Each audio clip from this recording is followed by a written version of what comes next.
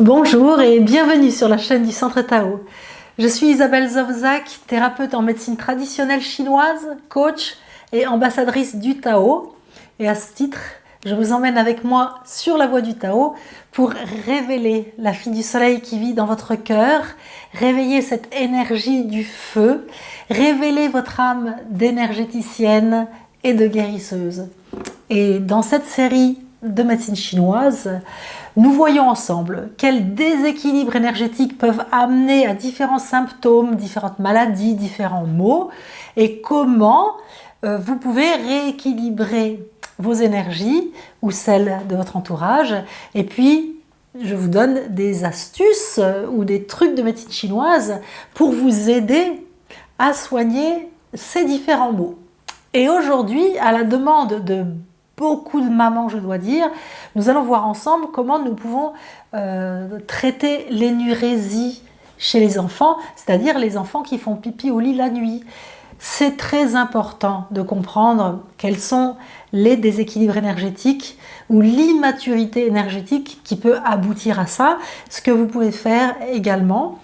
Et pour l'énurésie des adultes ou des personnes âgées, il y a des cas que je ne traiterai pas ici, mais ça me donne l'idée de faire une capsule sur ce sujet une prochaine fois. Alors, l'énurésie chez les enfants. Et je vous le redis, à la fin de la capsule, je vous donnerai une recette. Quelles sont les grandes causes? Alors, il y en a trois essentielles. La première, la plus évidente, si vous suivez régulièrement ces capsules-là, vous savez que le fait d'aller faire pipi, les sphincters de la vessie, les sphincters du bas du corps, sont liés à l'énergie des reins. C'est l'énergie des reins qui commande l'ouverture et la fermeture du sphincter de la vessie. Et quand l'énergie des reins, c'est notre énergie vitale, elle va croître quand on est en pleine croissance. C'est notre énergie vitale qui nous fait grandir. Donc chez un enfant, elle n'est pas à son apogée, elle va arriver à la fin de la croissance. Quand on va être apte à la reproduction, c'est là que notre énergie vitale, notre énergie des reins sera à son top. Mais chez un enfant, elle est en construction. Il y a une énergie vitale, mais elle n'est pas optimale. Et donc, s'il y a un vide de chi des reins, ça peut amener à l'énurésie. Donc, on verra après comment on peut réguler cette énergie des reins. Alors, une autre énergie qui peut être déficiente à cet âge-là, c'est l'énergie digestive, l'énergie de la rate. Là aussi, elle est en immaturité pendant la croissance de l'enfant. Il y a des enfants qui ont une énergie de la rate ou des reins plutôt que d'autres. Et cette énergie de la rate, si elle est déficiente, eh bien, comme elle va de concert avec l'énergie des reins, il y aura un vide d'énergie du centre, eh bien, ça peut également amener à ce qu'on appelle un effondrement d'énergie. Et dans l'effondrement d'énergie, slack, le sphincter de la vessie s'ouvre et il y a un pipi au lit la nuit, parce qu'en plus, la nuit, on dort, notre énergie est encore moins active, et c'est pour ça que ces vides d'énergie des reins ou de la rate ou des deux vont pouvoir amener à de l'énurésie. Avant de vous donner la troisième cause possible, je voudrais attirer votre attention sur le fait qu'une mauvaise alimentation chez un enfant va dans tous les cas lui amener un vide de chi de la rate. Donc il est essentiel de surveiller l'alimentation de l'enfant. Et on le verra après. Alors maintenant la troisième cause qui est courante, moi je la vois très régulièrement, c'est la cause émotionnelle. Alors, quand l'enfant subit des émotions régulières, des émotions fortes, que ce soit à l'école, en famille, avec des copains, quelle que soit la cause, son énergie du foie va se bloquer. Il va avoir un blocage d'énergie. Et ça fait des enfants qui font en fait très peu pipi dans la journée. Ils ont tout qui est tendu, même leur sphincter de la vessie. Et puis une fois qu'ils dorment, il va y avoir ce relâchement. Et quand il y aura ce relâchement, l'énergie va circuler à nouveau et à ce moment-là, il fera pipi. Puisqu'il n'aura presque pas fait pipi de la journée. Et ça, souvent, on ne s'en rend pas compte parce que ce soit à l'école ou à la maison, personne ne va voir combien de fois l'enfant fait pipi dans la journée. Mais il va juste voir qu'il fait pipi au lit la nuit. Alors, comment on peut aider son enfant et résoudre ce problème? Bon, la première chose, c'est de comprendre qu'il n'y est pour rien et qu'on va on va amener ses énergies à maturité, l'aider pour que ça le fasse, et puis ou débloquer son énergie en cas émotionnel. Et puis, ça arrive aussi régulièrement qu'il y ait un mélange de 2 ou 3 des phénomènes, hein. Ça, c'est sûr. Ce qui va être important également, c'est de faire participer l'enfant au changement des draps, par exemple, au changement de son pyjama, sans le juger, sans lui dire rien de négatif, mais qui participe, lui, à ce qu'il a fait, parce que ça peut être une bonne motivation à arrêter de faire pipi la nuit, hein.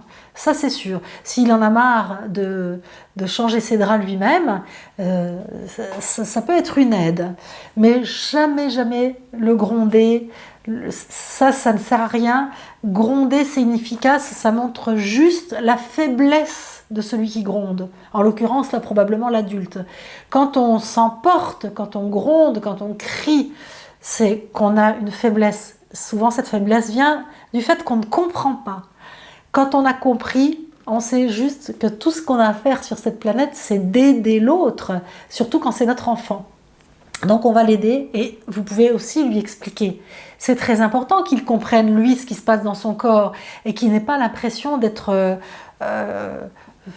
idiot ou attardé ou je ne sais quoi. C'est juste lui dire qu'il y a une immaturité de ses énergies et qu'on va renforcer ses énergies et que ça n'arrivera plus. C'est très important. Alors, vous imaginez bien que comme règle générale, je vais vous dire qu'il est important de surveiller ce que l'enfant va boire en dernière partie de journée. Les 2 dernières heures avant qu'il se couche, c'est pas là qu'il faut qu'il boive le plus de sa journée. Alors, il y a quelque chose qui m'atterre, il n'y a pas d'autre mot. Je sais que dans les écoles aujourd'hui, il y a plein d'écoles aujourd'hui qui ne veulent pas que les enfants boivent à l'école, qu'ils amènent leur bouteille d'eau. Mais c'est aberrant, mais aberrant. Parce que rien que ça peut être une cause d'énurésie. Si l'enfant n'a pas pu boire de la journée ou presque pas, il aura soif le soir, il n'aura pas le temps d'aller faire pipi avant d'aller se coucher, il fera pipi au lit la nuit. Donc ça, j'aurais presque même oublié de le dire si j'étais branchée médecine chinoise. Mais c'est évident qu'il faut déjà surveiller quand est-ce que l'enfant boit dans la journée. Et surveiller à ce qu'il boive suffisamment dans la journée et qu'il ne soit pas assoiffé le soir. Veillez également à comment il fait pipi dans la journée et comment il fait pipi le soir. Ça, c'est important. Pensez à lui dire d'aller faire pipi et à prendre son temps pour bien vider sa vessie, parce que ça aussi, chez les enfants notamment hyperactifs, il y en a qui vident seulement au tiers ou au quart leur vessie. Ils font un mini pipi et puis ils s'arrêtent et ils refilent à leurs occupations. Donc, c'est apprendre à l'enfant à bien vider sa vessie. Très important. Je dis il parce que je pense à l'enfant, mais il y a des petites filles aussi, hein. C'est des petites filles et des petits garçons. Mais là, j'en viens aux petits garçons. C'est très important, dès leur plus jeune âge, d'apprendre à bien vider leur vessie, parce que sinon, ils auront des problèmes de prostate plus tard, hein. Pour les filles aussi, qu'elles apprennent à bien vider leur vessie, c'est très important pour éviter d'avoir des cystites, des mycoses ou des choses qui peuvent venir et qui seraient liées à des problèmes urinaires. On est d'accord. Alors, autre chose qu'il est important de faire, que ce soit pour des vides d'énergie de l'un, de l'autre, quels que soient les cas que je vous ai présentés, jamais d'aliments froids le soir, de glace. Ça refroidit l'énergie. Et déjà qu'il y a ou un blocage ou un vide, si à l'enfant on lui refroidit encore son énergie avant d'aller au lit, ça va empirer la situation. Donc, rien de glacé, ni en boisson, ni en glace, rien d'aliments qui sortent du frigo, même en été, manger à température tempérée, hein. Et puis, veiller à l'alimentation de l'enfant, évidemment. Qu'est-ce qui va le faire arriver à sa maturité énergétique, que ce soit les reins ou la rate? C'est une alimentation saine. Donc là, vous pourrez le voir dans l'e-book, Manger selon le Tao, vraiment pour apprendre à manger sainement. C'est très simple et ça évite des maladies sur le long terme. Et chez l'enfant dont il est question aujourd'hui, ça va l'aider à amener ses énergies à maturité.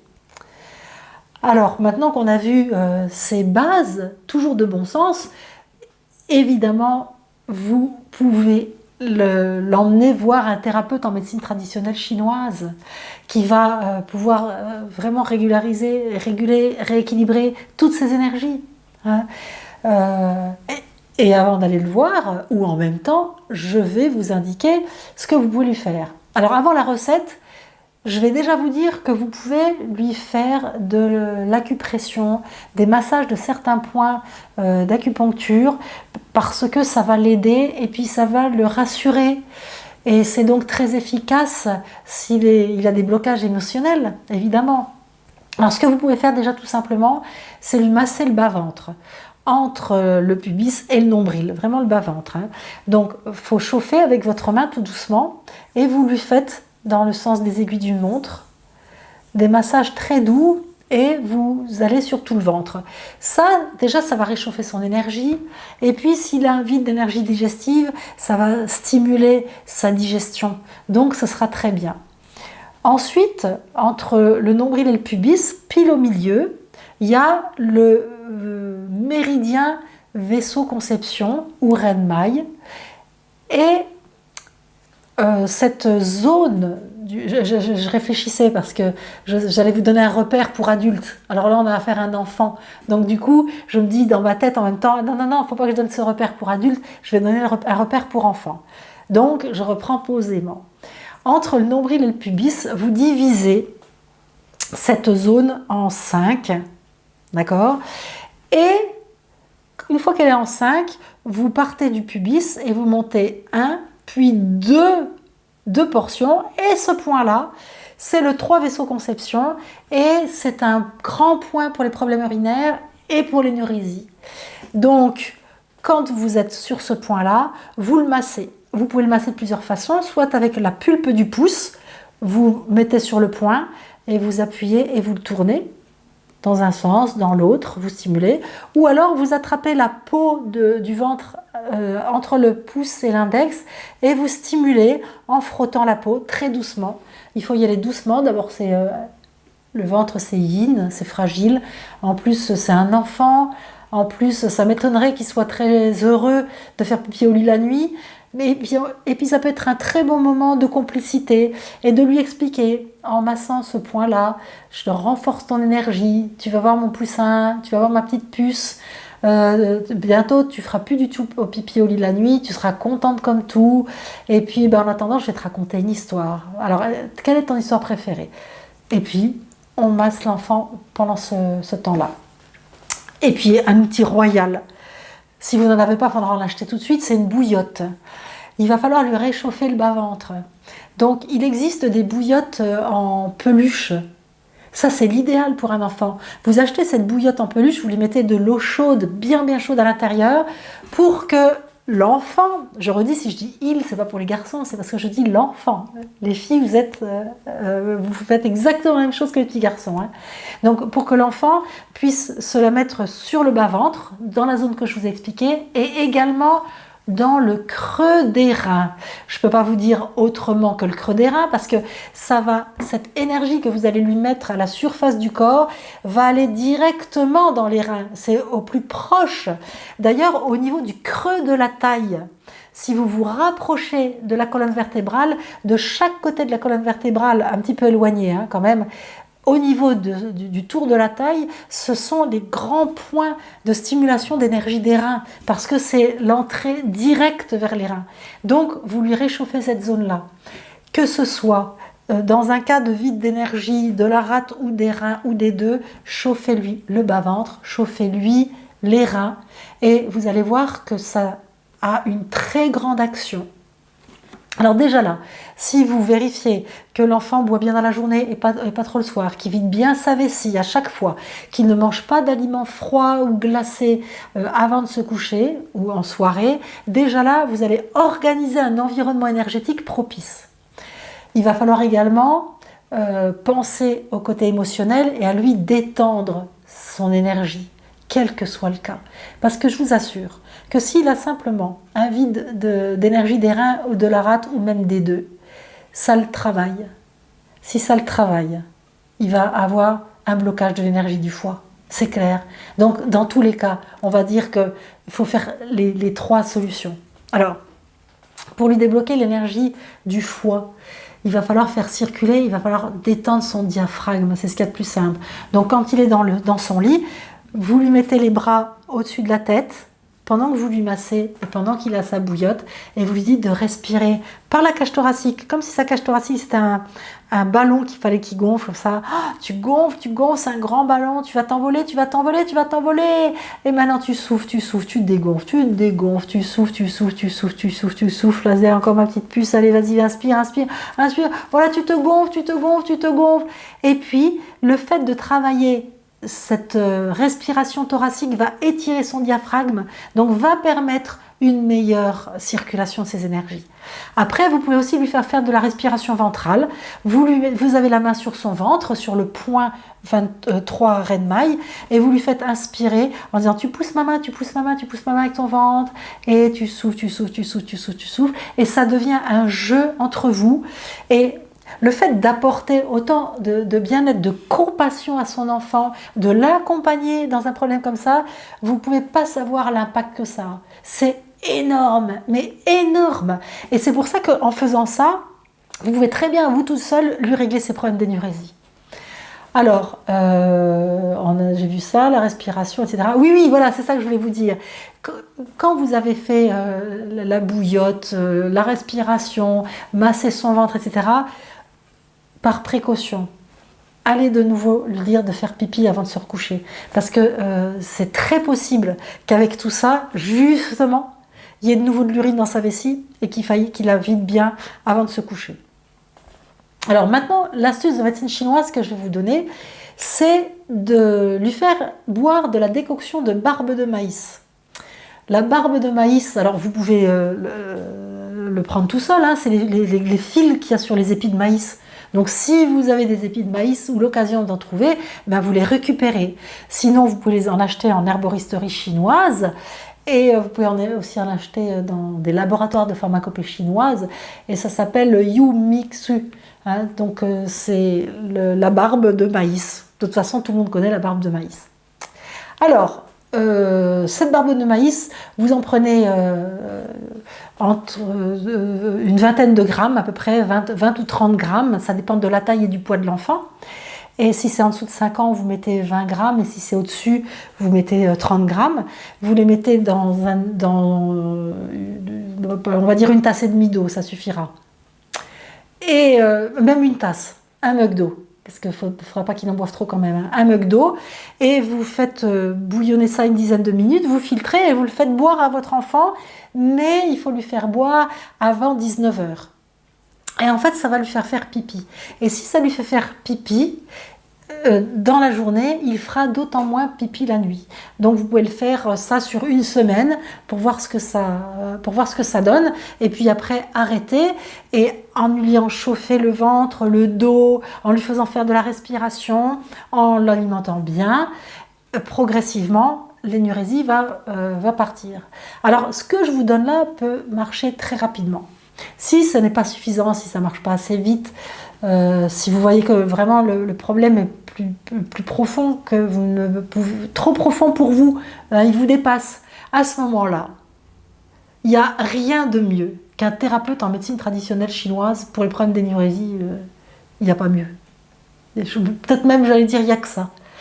Alors, vous pouvez en voir un près de chez vous. L'acupuncture, la moxibustion marche très bien. L'acupuncture chez le tout petit, c'est pas toujours évident, mais il y a d'autres choses à faire. Notamment des plantes pour remonter en énergie et sous des formes qui sont faciles à prendre, hein, pour un enfant.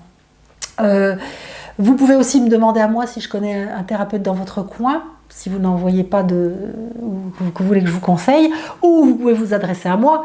C'est toujours la même chose, je fais des consultations par Skype, et si je ne peux pas faire d'acupuncture ni de moxibustión à distance, je peux tout à fait faire de la pharmacopée pour petits et grands. Et à ce moment-là, vous m'écrivez à isabelle@centre-tao.com. Vous pouvez allez voir mon site www.centre-tao.com, allez sur ma page Facebook en cherchant sous Centre Tao Nancy, vous me trouverez. Et puis vous pouvez aussi télécharger l'e-book pour régulariser les énergies, les vôtres et celles de votre enfant, en cliquant sur le template à côté de moi à la fin de la vidéo ou sur le lien qui s'affiche plus bas sur la vidéo, lien que vous pouvez voir aussi en cliquant sur la petite flèche grise vers le bas, parce que des fois le lien est caché, il y a un truc qui enroule, et bien en cliquant sur la petite flèche, ça déroule.